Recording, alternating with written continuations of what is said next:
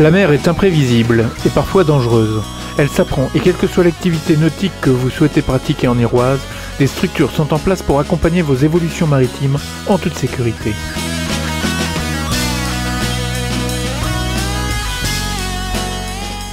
Bah écoutez, aller sur la mer, c'est pas anodin, hein, donc il faut avoir le sens marin et acquérir le pied marin.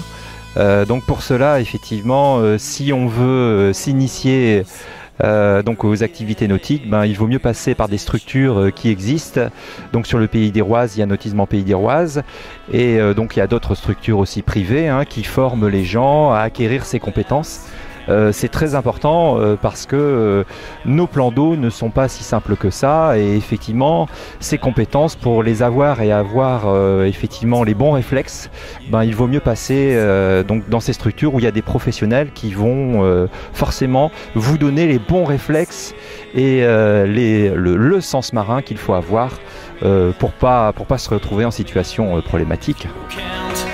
Oui, alors nous, donc Centre Nautique, on accueille les enfants dès le plus jeune âge, c'est-à-dire à partir de 4 ans. On appelle ça le jardin des mers, et après il y a les stages moussaillons, et après jusque 77 ans on peut pratiquer. Donc on a des formules stage à la semaine par demi-journée où on propose effectivement une sensibilisation au milieu maritime et à l'acquisition technique sur des supports tels que c'est de la voile légère ou du kayak, donc on peut faire de la planche, du catamaran, de l'optimiste, donc du kayak, du stand-up paddle. Voilà, tout ça donc organisé avec une équipe de moniteurs dans un cadre très sécurisé sous la tutelle donc d'un responsable technique qualifié. Ou alors louer du matériel, ça c'est possible si on est déjà initié. Toujours on vous conseillera, on vous donnera effectivement les bonnes indications par rapport à une navigation en autonomie, sous surveillance bien sûr, ou alors à la carte on peut faire des balades ou prendre des cours particuliers, donc si on n'a pas beaucoup de disponibilité de temps. Pour les sports extrêmes, des structures privées existent aussi en Pays d'Iroise, comme Surfing Iroise au Blanc-Sablon, dirigé par Yannick Alençon.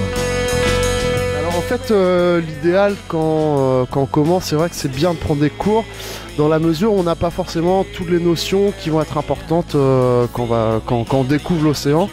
Afin d'avoir une première approche, c'est vrai que ce qu'on appelle le sens marin dans le jargon est très important.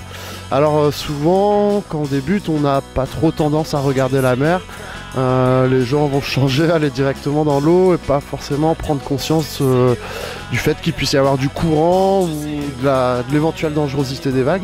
Et donc voilà, les premières séances à l'école de surf souvent sont un peu axées là-dessus, sur l'apprentissage de l'environnement. Alors le Pays d'Iroise, est-ce que c'est un bon spot ouais, ça doit pas être trop mal parce qu'on a quand même quelques champions qui viennent du Pays d'Iroise. Donc il y a Yann Salin qui a été champion d'Europe de bodyboard il y a 4 ou 5 ans maintenant déjà. Il y a Benoît Carpentier qui a fait un super hiver à Hawaï en stand-up paddle, qui est de Plougonvelin aussi. Donc ça doit pouvoir dire qu'on a quand même des super bonnes vagues en Pays d'Iroise. Ce qui est bien, c'est qu'il y a une grande variété, donc ça peut aller de la vague assez facile comme ici au Blanc-Sablon, qui est super pour débuter, à la vague un peu plus technique qu'on peut avoir à l'Empole-Ploerzel, au Gouérou, ou Porce-Milin, à Logmaria, Plouzané.